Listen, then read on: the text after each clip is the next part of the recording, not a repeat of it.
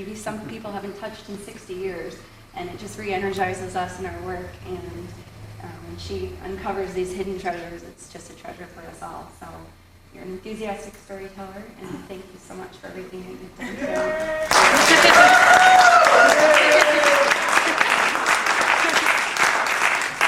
And Jen will give some more background on the exhibit itself and those who helped to make it possible. But I just wanted to thank you all for being here, and also to invite you back. We're going to be decorated soon for the holidays. I know it's hard to believe that it's here, but on December 15th especially, we're going to be having an open house. And that's when we're going to be launching the newest publication by Helen Ebersol, who is here as well. Just wanted to acknowledge her for that. So looking forward to it, and I'll hand things over to Jen. Thanks. Well, thank you for coming. I didn't expect to be on the cover of the Post-Journal today. That was a little crazy. But I'm glad it brought people out, and I had a lot of fun with this exhibit. One thing I got to do was spend hours and hours at the Fenton looking through photographs, and that was incredible. And I had a lot of help from people at the Fenton identifying photographs and dates and helping me find what I was looking for, so I want to thank them. And I also spent time at the Jamestown Public Schools archives with Pam Brown, and she gave us some materials that are on display here related to Jackson's time at Jamestown. And one of my favorite pieces of that is the Lyceum Minutes book, which the page I have open is when Robert Jackson was elected president of the Lyceum Debate Club. We have that on display. She was really great, and as far as everything I needed. Helen answered a lot of questions, and her publication is coming out soon. And a lot of questions about the Lakewood Stock Farm. One of the photos in there she provided about the Lakewood Stock Farm, a chapter in Jackson's life that was very important. And Bruce Janowski, who was here, and I don't know if he still is, okay, he provided support for us as well, so I'm very thankful for that. And I just learned a lot about who Robert Jackson was as a person from this exhibit, and researching him and who he developed, how he developed into the person that he was. The exhibit doesn't follow any kind of order, so I know there's a lot of text, there's a lot to read, but I didn't want to do anything, I wanted to give everything a moment to shine. And so there's 5 different sections to the exhibit. There's the education, and his teachers who were really important to him, Mary Willard and Milton Fletcher, the Lyceum Club, obviously. There's his law practice, and he practiced law for many years here, so I had to take some liberties there and pick out cases that I thought were very interesting, and talk about that. His politics, and how he kind of developed his political thought and his philosophies, and his family and recreation, recreation being mostly horses, and his love of horses, and his community involvement. All of the clubs he was in, I don't even know, every single club in Jamestown he was involved in, and I think that was a lot of his social life. He was out a lot with those clubs and involved in them, the Masons, the Elks, and that was a big important part of who he was. And he kept in contact with a lot of these people who he became friends with, whether it was through his law practice or through the community organizations he was involved in. He kept in contact with them through the rest of his life. So some of the artifacts and pictures reflect that. They're letters back to the community in 1950 and 1952, and talking about people that were very important to him.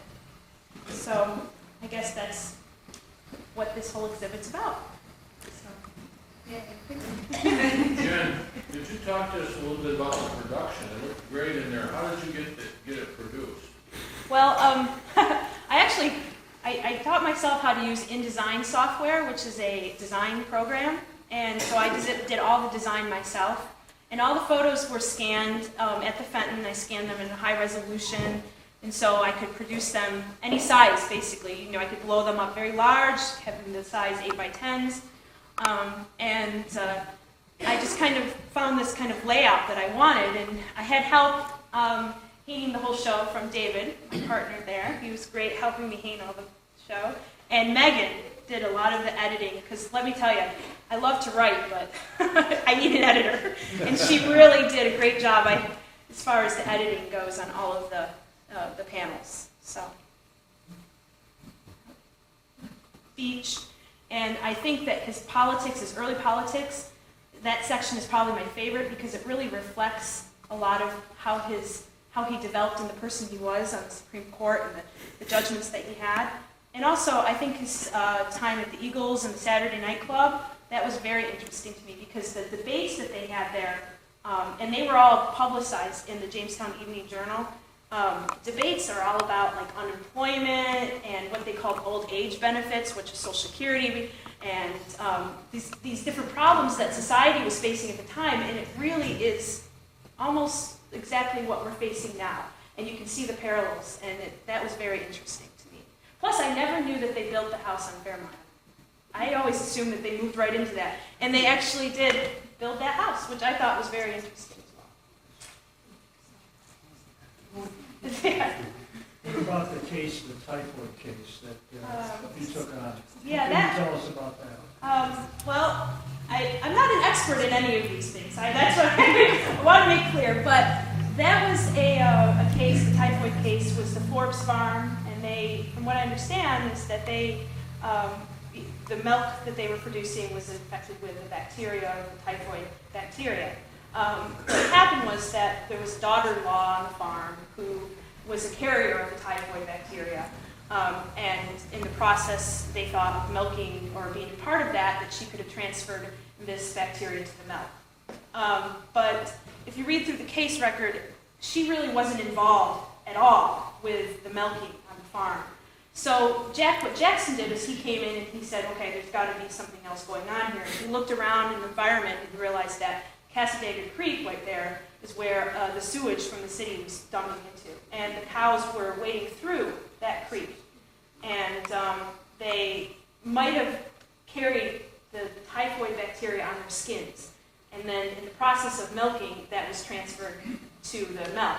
And nothing was passed, these was different times, So they couldn't really prove, there wasn't really, you never know, but they ended up awarding the Forbes family in the case. So because their business was ruined.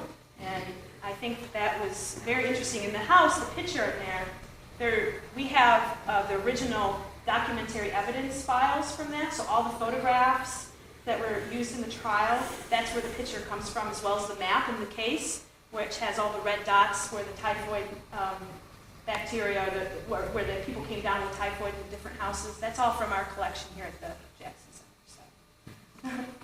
So. Just want to add to that.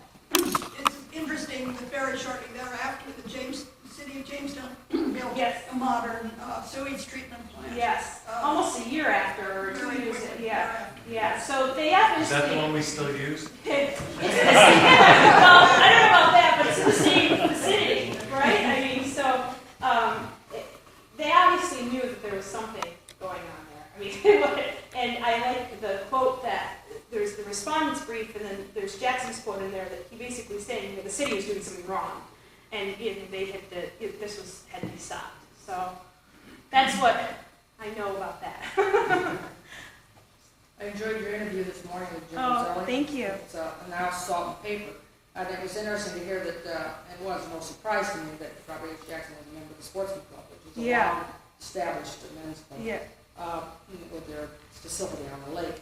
My question was, in your research, did you ever come across anything regarding Jackson's recreational, I know you mentioned horses, but I have seen a picture of him on board of a boat that he owned called the Alibi. Yeah. And what have you found out, if anything, about that? Well, we knew that he had that boat, and he kept it for a long time. The family owned the boat, and they would go out on the boat. And we have a picture of him on the boat after he left Jamestown. So we're not exactly sure, if that was the same boat or whatever, but we know it doesn't actually say Alibi on that picture. So, but he did own a boat, the Alibi. So. But no other information, no other pictures. I don't have a picture of Robert Jackson standing on the boat saying the Alibi, no.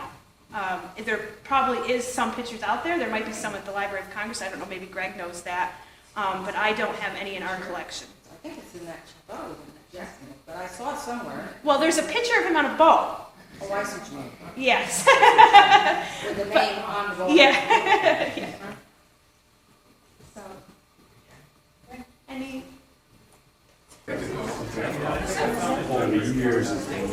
Everybody else, like,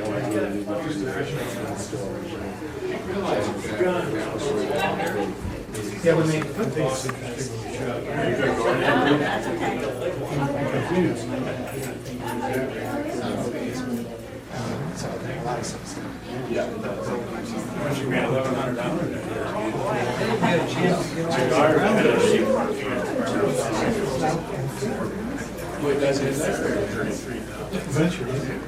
But of course, some of them are Yeah. together.